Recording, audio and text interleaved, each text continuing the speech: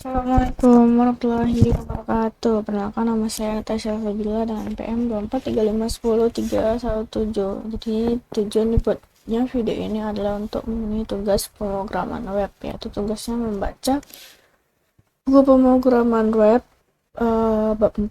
Di sini bab 4 judulnya tuh Scalable CSS Architecture and Professor Preprocessors. Oke.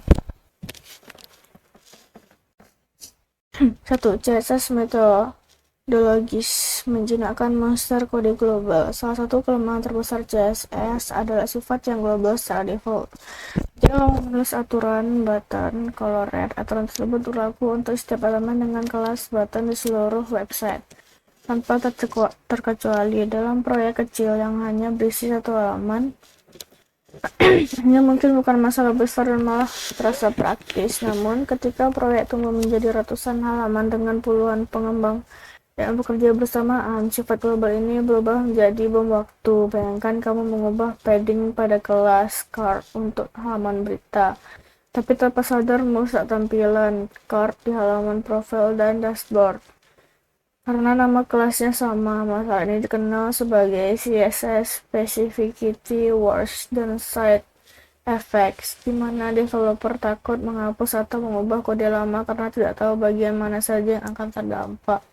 Untuk mengatasi kekacauan ini, komunitas pengembang menciptakan berbagai metodologi penamaan, dan yang paling populer teruji waktu adalah BEM, Block Element Modifier. BEM adalah standar konvensi penamaan yang diciptakan oleh Yandex untuk membuat hubungan antar elemen HTML terlihat jelas langsung dari nama kelasnya. Dalam BEM, blok adalah entitas mandiri yang bermakna, misalnya titik chord. Elemen adalah bagian dari blok yang tidak memiliki makna jika berdiri sendiri, misalnya titik chord. Title dan modifier adalah variasi gaya atau status dari blok atau elemen tersebut, misalnya titik chord via to red. Dengan menggunakan pemisah garis bawah tanda garis bawah 2 dan tanda hubung antara garis tengah 2, dan menciptakan ruang nama namespace semua yang datar flat sehingga kita bisa menghindar dari penggunaan nested selector yang meningkatkan spesifisitas secara tidak perlu. Penerapan BEM mungkin terlihat jelek dan verbose pada awalnya karena nama kelas menjadi panjang seperti titik profile, garis tengah chord, garis bawah 2 avatar, garis tengah 2 rounded. Namun kejelasan yang ditawarkan tak ternilai harganya bagi skalabilitas tim. Ketika membaca HTML, developer lain langsung tahu bahwa elemen titik menu garis bawah 2 item pasti berada di dalam titik menu, dan mengubah gaya tidak akan merusak elemen list titik 2 bawah item di tempat lain. Memaksa kita berpikir secara komponen driven design jauh sebelum framework modern seperti React mempopulerkannya. Kita diajarkan untuk memecah UI menjadi blok-blok independen yang bisa dipindah-pindahkan, portable, tanpa membawa serta ketergantungan konteks dari elemen induknya. Selain BEM, ada metodologi lain seperti OOCSS, Object Oriented CSS, dan Smart CSS, Scalable and Modular Architecture for CSS, yang juga mencoba memecahkan masalah yang sama dengan pendekatan berbeda. OOCSS berfokus pada pemisah antara struktur dan tampilan, serta pemisah antara kontainer dan konten. Sementara Smart CSS membagi CSS menjadi 5 kategori, yaitu base, layout, modul, state, dan theme. Meskipun aturan teknisnya berbeda, benang merah dari semua metodologi ini adalah upaya untuk mengurangi repetisi kode dan mengisolasi gaya agar perubahan suatu tempat tidak merambat menjadi bencana di tempat lain. Memilih satu metodologi dan konsisten menerapkannya jauh lebih penting daripada berdebat metodologi mana yang paling superior. Tantangan terbesar dalam menerapkan metodologi CSS bukanlah pada teknis penulisan kodenya, melainkan pada disiplin manusia menulisnya. Sangat menggoda untuk mengambil jalan pintas dengan membuat kelas utilitas cepat seperti Redis atau menempuh selektor header div uli a saat dikejar deadline. Namun hutang teknis technical debt ini akan berhubungan dengan cepat. Kode yang tidak terstruktur akan menjadi write only, hanya bisa tulis, tidak bisa dibaca lagi, memaksa developer selanjutnya untuk terus menambah kode baru di bagian paling bawah file CSS, point only CSS, karena takut menyentuh kode lama. Metodologi arsitektural adalah investasi berjangka panjang untuk kewarasan tim dan kesehatan proyek di masa depan. Yang kedua ada CSS preprocessors dalam kurung CSS atau SCSS memberi kekuatan super pada CSS. CSS murni, vanilla CSS dulunya sangat terbatas. Dia tidak memiliki variabel, tidak bisa melakukan operasi matematika yang tidak mendukung fungsi logika sederhana. Disinilah CSS preprocessor seperti SAS, syntactically awesome style sheet, less than stylus masuk sebagai pahlawan pro. Preprocessor adalah bahasa skrip yang memperluas kemampuan CSS dengan fitur-fitur pemrograman sesungguhnya, yang kemudian dikompilasi transpile menjadi file CSS standar agar bisa dibaca oleh browser.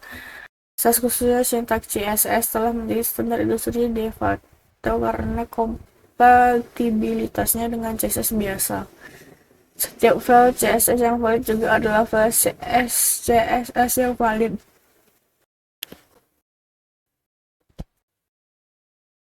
Fitur paling dicintai dari SASS adalah nesting bersarang yang memungkinkan kita menulis aturan CSS mengikuti hierarki visual HTML-nya. Alih-alih menulis navbar, lalu navbar logo, lalu navbar menu, kita bisa menulis blok navbar dan memasukkan logo serta menu di dalamnya. Ini membuat kode jauh lebih mudah dibaca dan dikelola karena semua gaya yang berkaitan dengan satu komponen berkumpul di satu tempat. SAS juga memperkenalkan simbol ampersand, yaitu simbolnya itu dan untuk mempreferensikan selektor untuk yang sangat berguna untuk menulis pseudo class seperti beberapa elemen BEM seperti elemen. Namun developer harus berhati-hati agar tidak melakukan nesting terlalu dalam, lebih dari 3 level, yang bisa memicu spesifisitas tinggi dan membengkaknya ukuran file output CSS. Kekuatan super lainnya adalah variabel menggunakan tanda $. Sebelum adanya CSS Custom Properties, variabel SAS adalah satu-satunya cara untuk menyimpan nilai yang sering digunakan seperti kode warna merek, jenis font, atau ukuran jarak. Dengan mendefinisikan primary color 3498 db suatu file konfigurasi, kita bisa menggunakannya di ratusan tempat lain. Jika klien tiba-tiba minta ganti warna jadi ungu, kita hanya perlu mengubah seluruh baris kode variabel tersebut, dan perubahan akan otomatis merambat ke seluruh aplikasi setelah dikompilasi. Ini adalah penerapan prinsip try dan repeat yourself yang sangat efisien untuk pemeliharaan tema desain sistem. SASS juga membawa konsep pemrograman fungsional melalui mixins dan functions. Mixin memungkinkan kita membuat kelompok deklarasi CSS yang bisa digunakan kembali, mirip seperti fungsi dalam JavaScript. Contoh klasik adalah mixin untuk media query atau mixin untuk membuat efek flag center dengan cepat. Kita bahkan bisa mengirim argumen ke dalam mixin, membuat gaya menjadi dinamis. Selain itu, SASS memiliki fitur partials dan import yang memungkinkan kita memecah file CSS raksasa menjadi potongan-potongan kecil yang modular, misalnya header CSS, button CSS, variabel SCSS, lalu menggabungkannya kembali menjadi satu file CSS final saat produksi. Meskipun CSS native kini mulai mengadopsi fitur-fitur yang dulu hanya ada di SASS seperti variabel dan nesting, SASS tetap relevan karena fitur-fitur canggih seperti operasi matematika kompleks, loop, dan manipulasi warna yang belum bisa dilakukan proses secara efisien menggunakan preprosesor juga berarti kita bisa menggunakan fitur CSS masa depan hari ini tanpa menunggu semua berusaha mendukungnya. SASS bertindak sebagai jembatan yang mengisi kesenjangan antara apa yang kita butuhkan sebagai developer dan apa yang disediakan oleh spesifikasi CSS saat ini. Yang ketiga ada utility first concept dalam kurung Tailwind revolusi kontroversial. Jika BEM dan SAS mencoba mengatur CSS dengan cara mengelompokkan gaya ke dalam komponen semantik, Tailwind CSS datang dengan filosofi yang berlawanan total.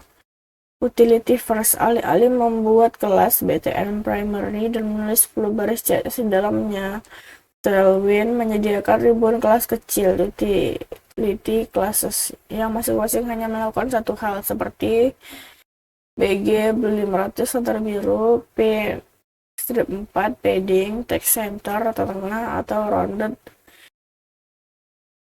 LG sudut melengkung.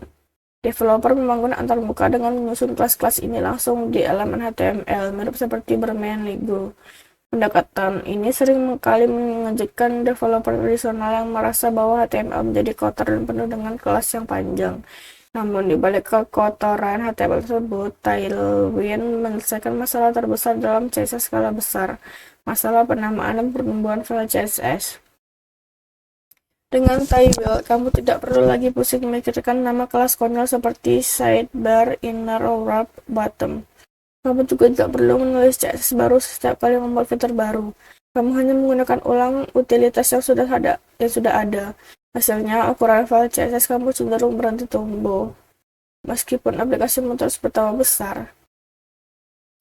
Selain itu, karena gaya didefinisikan langsung di HTML, kamu bisa menghapus elemen HTML tersebut dan gayanya pun ikut hilang tanpa meninggalkan sampah deadcode di file CSS yang sering terjadi pada pendekatan tradisional. Kekuatan utama Tailwind terletak pada sistem desain tokens yang terkonfigurasi dengan ketat di Tailwind config.js. Tailwind membatasi pilihanmu pada skala nilai yang sudah ditentukan. Misalnya, margin hanya boleh M1, M2, M4, sehingga mencegah pengguna magic numbers sembarangan seperti margin 13px. Ini memaksa konsistensi desain di seluruh tim tanpa perlu komunikasi verbal yang intens. Jika kamu butuh warna merah, kamu pakai text red 500. Semua orang di tim tahu persis warna merah yang mana itu. Framework ini bertindak sebagai penjaga gawang sistem desain sistem enforcer, yang memastikan UI tetap rapi dan seragam. Kritik utama terhadap Tailwind adalah markup HTML yang menjadi sangat panjang dan sulit dibaca. Namun, argumen pendukungnya adalah bahwa di era modern, komponen-based Full-Svelte, kita jarang melihat HTML mentah. Kita membungkus markup yang rumit itu ke dalam komponen yang bisa digunakan kembali. Misalnya, kita membuat komponen button satu kali dengan 20 kelas Tailwind. Lalu di tempat lain kita hanya memanggil button yang bersih. Jadi kekotoran itu terenkapsulasi dengan baik di dalam definisi komponen, bukan tersebar di seluruh kode aplikasi. Tailwind justru bersinar paling terang ketika dipasangkan dengan framework komponen modern ini. Fitur JIT, Just in Time Compiler, milik Tailwind juga merupakan inovasi teknis yang luar biasa. Alih-alih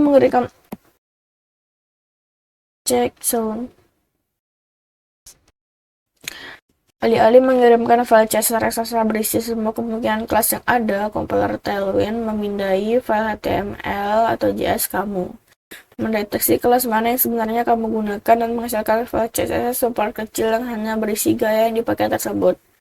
Ini memberikan performa loading yang sangat cepat di sisi pengguna. Ditambah lagi fitur responsif seperti MD-Flex, textbox hanya di layar medium ke atas, dan state modifier seperti hover BG Blue 700 membuat pengembangan UI interaktif menjadi sangat cepat tanpa perlu meninggalkan file HTML. Tailwind bukan sekadar library CSS, tapi sebuah API untuk sistem desain. Yang keempat, ada modern CSS features, kekuatan natif browser. Sementara alat eksternal seperti SAS, dan Tailwind bertarung, standar CSS natif di browser terus berkembang pesat. mengadopsi fitur-fitur yang membuat banyak alat bantu lama menjadi usang. Fitur paling berdampak adalah CSS Custom Properties yang disebut CSS Variables, yang deklarasikan dengan nama variabel dan dipajal dengan var, dalam kurung nama variabel. Berbeda dengan variabel SAS yang mati setelah dikompilasi, variabel CSS hidup di dalam DOM, artinya variabel ini bisa diubah secara dinamis oleh JavaScript atau dipengaruhi oleh media query. Ini memungkinkan fitur seperti dark mode diimplementasikan dengan sangat mudah dengan hanya mengubah nilai variabel warna pada lobby dark mode. Seluruh warna aplikasi akan berubah seketika tanpa membuat ruang CSS. Fungsi matematika call juga telah mengubah cara kita menghitung tata letak. Kita bisa mencampur unit yang berbeda seperti width, count 100 sampai 20 px yang menjamin elemen selebar layar dikurangi margin tetap 20 px. Lebih canggih lagi, fungsi cloud dalam kurung min preferred max memungkinkan kita membuat tipografi dan elemen yang fluid, cair, misalnya font size C2 clam 1 rem dalam kurung 1 rem 5 VW dan 2 rem, berarti ukuran font minimal 1 rem, idealnya 5% dari lebar layar. Tapi tak boleh dari 2 rem. Ini menghapus kebutuhan puluhan baris media query hanya untuk mengatur ukuran font di berbagai perangkat, membuat kode menjadi jauh lebih ringkas dan cerdas. Pseudo classes modern seperti is, where, dan has memberikan kekuatan seleksi yang setara dengan jQuery di masa lalu. Selektor has sering disebut sebagai parent selector yang telah diimpikan developer selama 20 tahun dengan card has img 20. Kita bisa memberi gaya khusus pada kartu hanya jika kartu tersebut memiliki gambar di dalamnya. Ini membuka kemungkinan style yang kontekstual yang sebelumnya bisa dilakukan dengan CSS murni. Sementara itu, where memungkinkan kita menulis selektor kelompok tanpa menaikkan spesifisitas, sangat berguna untuk membuat gaya default yang mudah ditimpa override. Fitur tata letak logical properties juga menjadi standar wajib untuk internasionalisasi menggunakan margin inline start alih-alih margin left, memastikan bahwa jarak selalu berada di awal teks, baik itu dari kiri untuk bahasa Inggris Indonesia maupun di kanan untuk bahasa Arab atau Hebrew. Demikian pula dengan block size tinggi dan inline size lebar. Mengadopsi properties logis ini membuat aplikasi kita future proof dan siap untuk pasar global tanpa perlu refactoring besar-besaran di kemudian hari. CSS modern semakin sadar akan keberagaman konten dan konteks pengguna. Evolusi CSS natif ini menunjukkan bahwa browser semakin pintar dan mampu menangani logika presentasi yang kompleks. Sebagai web arsitek, kita harus terus memperbarui pengetahuan kita tentang apa yang sudah didukung secara natif. Penggunaan fitur bawaan browser selalu lebih baik untuk performa daripada membebani pengguna dengan library JavaScript berat yang mencoba meniru fitur tersebut.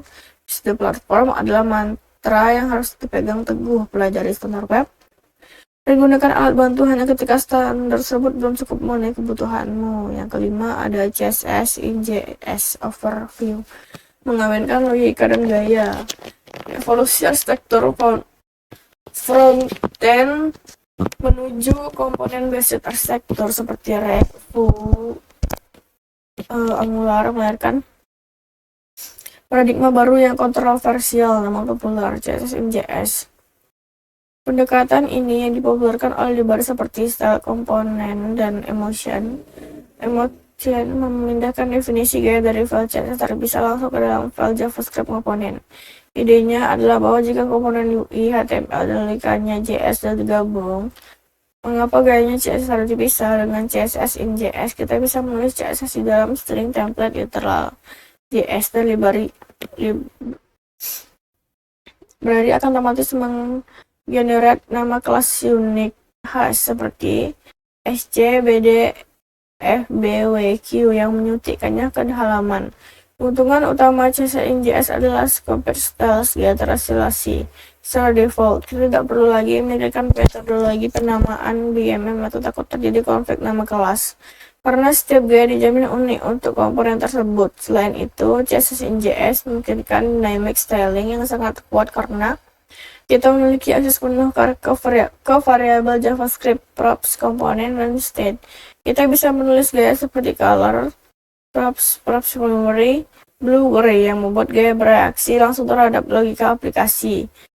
Fitur seperti theming juga menjadi sangat mudah karena semua nilai gaya tersentralisasi dalam konten JavaScript yang bisa diakses di mana saja. Namun, kenyamanan ini datang dengan harga yang harus dibayar, yaitu runtime overhead. Browser harus mengunduh library CSS InJS, memparsing JavaScript, mengeksekusi logika gaya, menggenerate CSS, lalu menitikannya ke DOM. Proses ini memakan waktu CPU dan bisa menyebabkan penurunan performa, terutama pada perangkat mobile kelas bawah. Selain itu, ukuran bundle JavaScript aplikasi akan membengkak karena kode CSS sekarang ikut masuk ke dalam bundle JS. Masalah lain adalah FAUC, Flash of Unstyled Content. Jika konfigurasi server set rendering SSR tidak dilakukan dengan benar, di mana pengguna melihat halaman berantakan sekejap sebelum gaya dimuat. Sebagai respon terhadap masalah performa ini, muncul gelombang baru library Zero Runtime CSS InJS seperti Linaria dan Vanilla Extract. Hal ini memungkinkan kita menulis gaya menggunakan sintaks CSS InJS yang nyaman saat development. Tapi saat proses build, mereka akan mengekstrak gaya tersebut menjadi file CSS status biasa. Dengan cara ini, kita mendapatkan keuntungan pengalaman pengembangan developer experience dari CSS InJS seperti tab data, step script. Untuk tema dan mengorbankan performa pengguna user experience, ini adalah kompromi arsitektural yang cerdas menggabungkan yang terbaik dari kedua dunia. Debat antara CSS tradisional, Unity First, Tailwind, dan CSS InJS tidak akan pernah berakhir karena masing-masing memiliki trade-off yang valid. CSS tradisional bagus untuk performa tapi sulit dikelola dalam skala besar. Tailwind mempercepat pengembangan tapi mengotori HTML. CSS InJS menawarkan isolasi dan dinamisme terbaik tapi bisa membebani runtime. Sebagai mahasiswa intelektual arsitek, tugasmu bukan mencari pemenang tunggal, melainkan memahami konteks proyek. Apakah kamu menggunakan dashboard admin yang butuh cepat jadi Tailwind, atau desain sistem perusahaan besar yang butuh isolasi ketat CSS InJS, atau landing page sederhana yang butuh performa maksimal CSS native? Pilihan alatmu harus berdasarkan pada kebutuhan arsitektural, bukan sekedar ikut-ikutan tren. Yang keenam, ada integrasi keislaman, kerapian, efisiensi, dan keberlanjutan amal. Dalam Islam, segala sesuatu yang dilakukan dengan rapi, teratur, profesional dicintai oleh Allah Subhanahu wa Ta'ala. Konsep arsitektur dan maintainability dalam CSS adalah implementasi dari prinsip tertib ketertiban. Sebagaimana salat yang tidak sah tanpa tertib rukunnya, sebuah aplikasi skala besar juga akan batal, rusak, sulit, atau dikembangkan jika kodenya itu sembarangan tanpa struktur. Menggunakan metodologi seperti BEM atau arsitektur modular bukan sekedar aturan teknis, melainkan upaya menegakkan keteraturan di tengah kondisi kekacauan chaos kode global. Mencerminkan karakter seorang muslim yang hidupnya teratur dan disiplin. Prinsip dry don't repeat rule safe yang diterapkan melalui penggunaan variables dan mixings pada CSS preprocessor sejalan dengan larangan israf, berlebih-lebihan, dan tabzir, pemborosan. Allah berfirman dalam surah Al-Isra 27, sesungguhnya pemborosan itu adalah saudara-saudaranya syaitan. Menulis kode yang berulang-ulang, redundasi, adalah bentuk pemborosan sumber daya komputasi, bandwidth pengguna, dan waktu pengembang. Dengan membuat kode yang modular dan reusable, kita mengamalkan efisiensi, memastikan setiap baris kode memiliki fungsi maksimal tanpa kesia-siaan. Pendekatan Unity First seperti Tailwind yang mengutamakan penggunaan kelas kecil untuk membangun antarmuka yang kompleks mengajarkan kita tentang konsep ta'awun, saling tolong-menolong atau kerjasama antara elemen kecil untuk membentuk satu kesatuan yang kokoh. Bunyanun Mursud, tidak ada satu kelas yang merasa paling penting, semuanya berkontribusi membentuk hasil akhir. Ini juga mengajarkan pragmatisme dan kecepatan dalam beramal. Kita fokus pada hasil dan manfaat yang cepat dirasakan pengguna tanpa terjebak pada birokrasi penamaan kelas yang terbelit selama tetap dalam koridor aturan yang benar. Konsep maintainability dalam kurung kemudahan pemeliharaan adalah wujud nyata dari ihsan kepada sama pengembang developer lain. Rasulullah SAW bersabda, permudahlah dan jangan mempersulit. Bukhari. Menulis kode yang bersih, mudah dibaca, dan terstruktur adalah bentuk sedekah intelektual kepada rekan tim kita atau pengembang masa depan yang akan meneruskan proyek tersebut. Sebaliknya, menulis spaghetti code yang rumit dan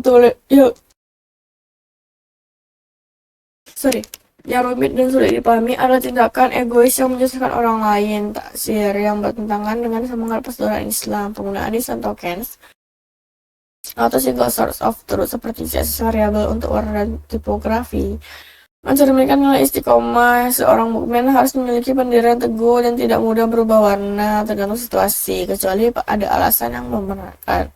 Demikian pula desain web harus konsisten, warna pemilih blue harus sama di seluruh halaman. Variabel pastikan bahwa jika ada perubahan, ia terjadi secara menyeluruh dan serentak. Menjaga integritas visual aplikasi sebagaimana integritas moral seorang muslim yang terjaga dimanapun ia berada. Terakhir, transisi ke arsitektur yang scalable dapat diskalakan. Mengingat kita pada visi amal jari, amal yang mulai terus, kita membangun sistem hari ini bukan hanya untuk kebutuhan hari ini, tapi dengan pemikiran jauh ke depan agar sistem tersebut tetap kuat menopang wabah di masa depan. Arsitek CSS yang visioner tidak mewariskan masalah pada generasi penerusnya, melainkan mewariskan fondasi yang kuat yang memudahkan generasi berikutnya untuk terus membangun kebaikan di atasnya. Yang ketujuh, ada kesimpulan menjinakkan kekacauan gaya. Kami telah mengajarkan bahwa menulis CSS satu halaman itu mudah, tapi mengelolanya untuk aplikasi skala besar adalah tantangan engineering yang serius. Berikut ini adalah prinsip-prinsip arsitektural yang harus kamu pegang. Pertama, ada metodologi mengalahkan anarki. Kita belajar bahwa sifat global CSS adalah bom waktu. Metodologi seperti BEM bukan sekadar cara menamai kelas yang panjang, melainkan strategi isolasi, namespace, untuk memastikan perubahan pada satu komponen tidak merusak komponen lain di halaman yang berbeda. Yang kedua, program jangan hanya melukis. Dengan atau CSS, kita berhenti menulis kode repetitif. Fitur seperti nesting, mixing, dan variabel memungkinkan kita menerapkan prinsip dry do repeat process pada styling, menjadikan kode CSS lebih modular dan logis layaknya bahasa pemrograman sesungguhnya. Yang ketiga, ada paradigma utility first style win. Kita melihat sisi lain dari koin di mana mengotori HTML dengan kelas utilitas ternyata menjadi solusi ampuh untuk masalah inkonsistensi desain dan membekalkan file CSS. Tailwind bukan sekadar library, melainkan penegak sistem desain sistem invoker.